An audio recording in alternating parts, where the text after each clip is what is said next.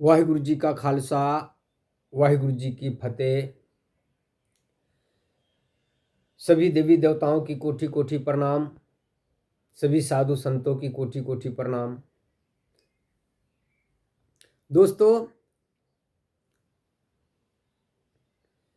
लोग कहते हैं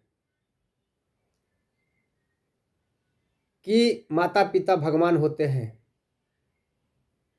और वास्तविक में भगवान होते हैं। इस बात को मैं भी जानता हूं, समझता हूं और कहता हूं, लेकिन माता पिता भगवान कौन होते हैं, कैसे माता पिता भगवान होते हैं, उस विषय के ऊपर मैंने कुछ पंक्तियां लिखा, वो मैं आप लोग के सामने सादर कर रहा हूं। सुनिए।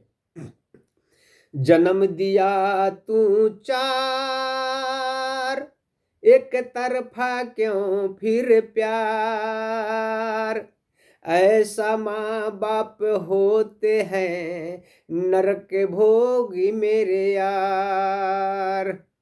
मेरे दोस्त, माँ बाप तो चार बच्चे को जन्म देते हैं, लेकिन कुछ माँ बाप के सोच ऐसा है जो चार बच्चे को जन्म दे करके उनकी लगाव, उनकी प्यार, उनकी झुकाव किसी एक बच्चे के ऊपर हो जाता है। ऐसे माँ बाप के ऊपर मैंने ये पंक्तियां लिखा हूं। और ऐसे माँ बाप जो लोग कहते हैं कि माँ बाप भगवान होते हैं, माँ बाप परमात्मा का रूप होते हैं, तो ऐसे माँ बाप परमात्मा का रूप नहीं होते हैं। जो चार बच्चे को जन्म देकर किसी एक के ऊपर उसका श्रद्धा, किसी एक के ऊपर उसका झुकाव, किसी एक के ऊपर उसका प्यार हो, तो वो माँ बाप भगवान कभी नहीं हो सकते। दोस्तों, माँ बाप को एक सूर्य की तरह रहना चाहिए। जिस तरह से सूर्य ने पापी को और धर्मी को बराबर की प्रकाश देते हैं, मूर्ख को, अज्ञानी को बराबर की प्रकाश देते हैं, उसी तरह से माँ बाप को होना चाहिए। औलाद चाहे जैसा भी हो, एक औलाद सेवा कर रहा है, उसकी तरफ माँ बाप की ज्यादा झुकाव हो जाता है। दूसरी औलाद थोड़ा नासमझ होता है, सेवा टहल नहीं करता है, उसकी तरफ माँ बाप के झुकाव कम हो जाता है। इसका मतलब यह है कि उसकी कर्म नहीं, ये आपकी कर्मों का परीक्षा है। आपने चार को जन्म दिए हो, भले ही वो औलाद कैसा भी हो, भले ही वो औलाद जैसा भी हो, वो आपको, लेकिन वो चारों की तरफ बराबर के झुकाव और बराबर की प्यार मोहब्बत होना चाहिए। ये परमात्मा का परीक्षा है। परमात्मा ने आपके एक बच्चे को होशियार बना दिया, दूसरे बच्चे को बुद्धिहीन बना दिया। एक बच्चे आपको प्यार मोहब्बत कर रहा है, सेवा संस्कार कर रहा है, एक बच्चे आपको सेवा संस्कार नहीं कर रहा है। ये भी एक परमात्मा का दिया हुआ संताप है। परमात्मा ने उसकी विचार को मोड़ दिए हैं आपकी परीक्षा लेने के लिए।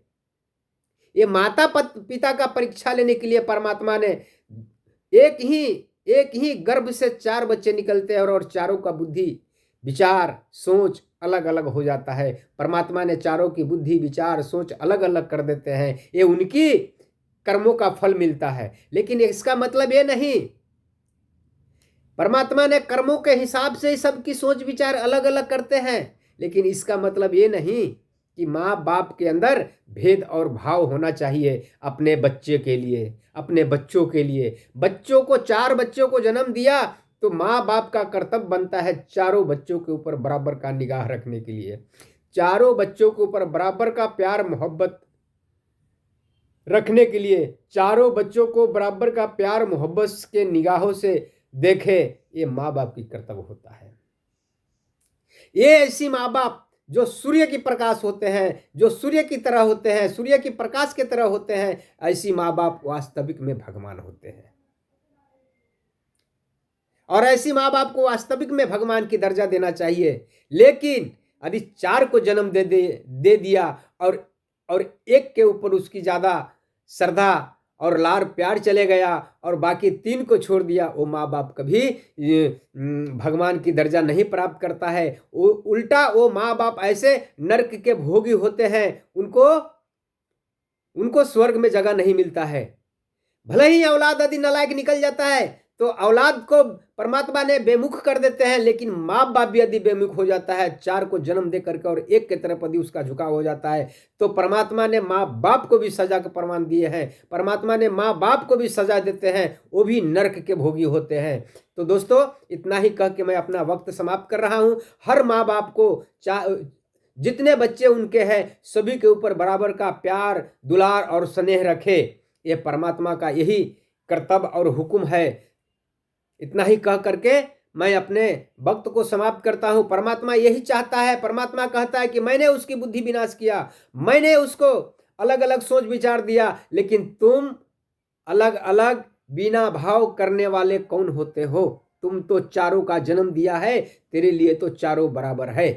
तुम चारों को एक नजर से देखो, सूर्य की प्रकाश की तरह। जिस तरह से सूर्य ने पृथ्वी के ऊपर एक गाय काटने वाले को भी प्रकाश देता है और गाय को पूजने वाले का भी प्रकाश देता है, मांस खाने वाले को भी प्रकाश देता है, ना ही मांस नहीं खाने वाले को भी प्रकाश देता है, साधु संतों को भी प्रकाश देता है, अज्ञानी मूर्ख को भी प्रकाश देता है। उसी तरह से यदि आप माँ बाप हो तो चाहे औलाद जैसा भी हो, वो चारों के ऊपर आपकी जो सोच और विचार है, प्यार मोहब्बत है, वो चारों के ऊपर बराबर का होना चाहिए।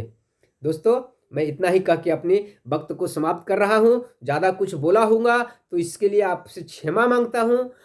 वाहिगुरु जी का खालसा, वाहिगुरु जी की फतेह। सभी देवी देवताओं को कोटि कोटि प्रणाम, सभी साधु संतों की कोटि कोटि प्रणाम। वीडियो को ज़्यादा से ज़्यादा लाइक करें, सब्सक्राइब करें और शेयर करें। जय हिंद, जय भारत, भारत माता की जय।